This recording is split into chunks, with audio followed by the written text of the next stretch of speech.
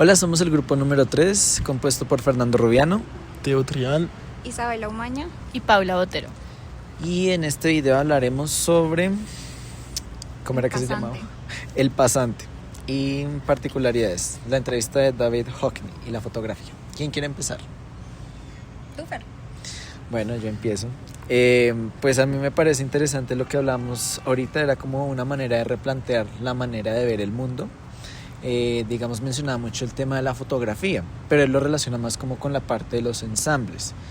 ¿Qué es lo curioso? Que él menciona que al hacer una fotografía es más como un solo elemento puntual, muy congelado, muy estático. En cambio que cuando se le agregan ensambles hay como que una visión mayor de lo que sería lo más cercano a la realidad. Sí, un ensamble es como un ensamblaje, un collage de imágenes para más profundidad o una película, por ejemplo, porque hay mucha más fotografía, pero es foto y hay como una idea del tiempo que pasa y es más profundo. Exacto, porque incluso hay una parte en la que él dice que puntualmente las fotografías solas están muertas o paralizadas, incluso hasta frías. Sí, que lo veía un hombre tuerto y congelado. Incluso creo que eso va muy relacionado como con el objetivo principal del uso de las fotos. Solamente las utilizaba como una herramienta que él decía que no las trataba con profesionalismo, no le interesaba el negativo, no le interesaba el tiempo, pero cuando se iba dando cuenta de que uniendo varias fotos podía generar como estos ensambles fue donde empezó a ver el valor de las fotografías, pero no por sí solas, sino por lo que podían crear en conjunto. Y ahí era donde él decía que las fotografías dependían básicamente de la capacidad de observación que tenía la persona. Si la persona no tenía una capacidad de observación profunda o una capacidad de ver lo que estaba alrededor antes de ensamblarlo, pues básicamente era una fotografía muerta. Exactamente, incluso él dice en algunas palabras, creo que exactamente dice: la cámara solo ve lo que tú ves. O sea, como muy puntual. Y exactamente, y eso mismo lleva como a la falla de la fotografía en sí, que es como un intento de captar el tiempo que hay en este mundo, o sea, como un único momento, y en realidad con el ensamble él lograba como que ese tiempo continuara. Continúa. Sí, eso también mencionaba con un ejemplo del cine, que digamos el cine, fotografía, ¿y cuál era el otro? Y los ensambles, esos tres elementos. Digamos, la fotografía era un elemento muy puntual, como solo una fracción de tiempo congelado. El cine eran tiempos pero discontinuos, ya que están como muy editados. En cambio que los ensambles eran como más lineales, de alguna manera como un tiempo más continuo. Creo que esa fue una parte que sí fue más interesante. Y también lo que mencionábamos anteriormente, la perspectiva occidental y oriental, ¿no? Que digamos, del tema de los jardines, de los justamente chinos. Hablando sobre la perspectiva de arte lineal, que él hablaba que era como esa parte europea en la que estamos acostumbrados a ver las cosas desde un punto fijo. La pintura se traduce desde un punto fijo y las fotos se traducen desde un punto fijo, solamente congelamos un fragmento de lo que estamos viendo. En cambio, él decía que la técnica oriental no se basaba en eso, sino como en algo más cíclico, en el tema de observar antes, que era cuando él hablaba del ejemplo de los jardines, como que un artista chino recorre primero el jardín para después pintar lo que recuerda del jardín, básicamente como esos fragmentos superpuestos, que eso era lo que él hablaba, que básicamente el arte no era representar la realidad, sino interpretarla a partir de esos fragmentos superpuestos, que eso va muy relacionado con la técnica de Picasso, con el tema del cubismo, que es lo que además le apasiona del arte, ¿no? Sí, exacto, porque él dice que el cubismo es una nueva forma de mirar y que en realidad es diferente ver la realidad a lo que es la percepción, como que son dos cosas diferentes, al igual que el cubismo no es un estilo, sino es más como una actitud que se tiene.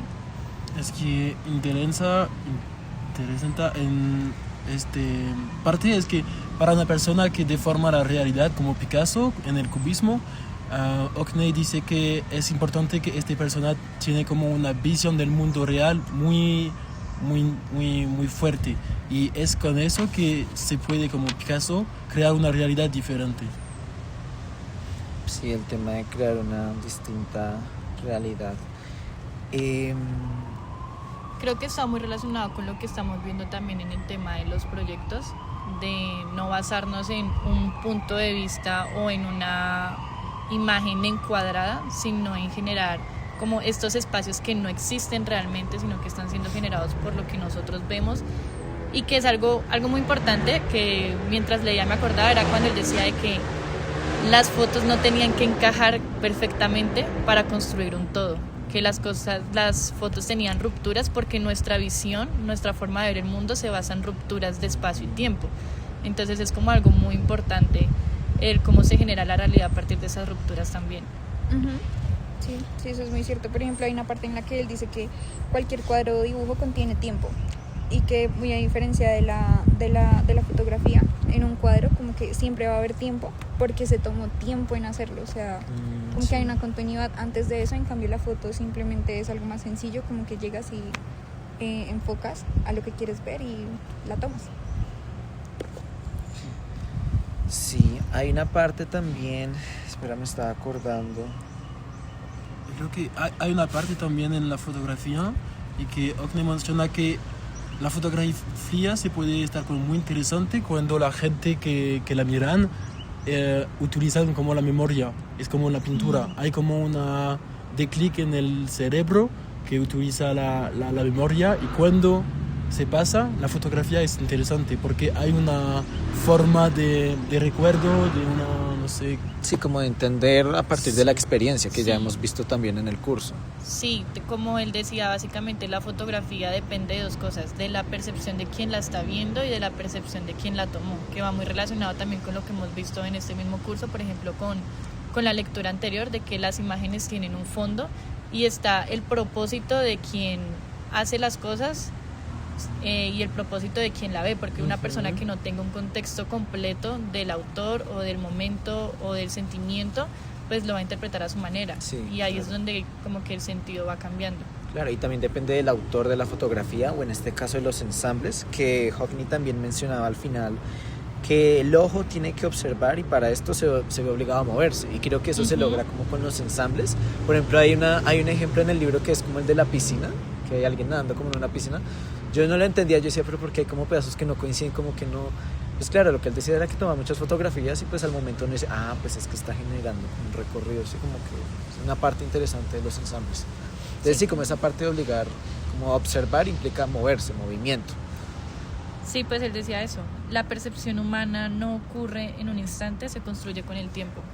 Entonces, como que, aunque se podría pensar que él sataniza como tal la fotografía, que creo que fue lo primero a lo que llegamos a la conclusión al momento de hablar previamente a hacer el video, era como que, ok, este señor está satanizando básicamente la fotografía. No es que la satanice, sino que no sataniza, como que no le gusta esa fotografía lineal y puntual, sino que es la fotografía que se construye con el tiempo, y que pues ahí es donde él le ve el sentido, ahí sí, a utilizarla para construir las mismas pinturas.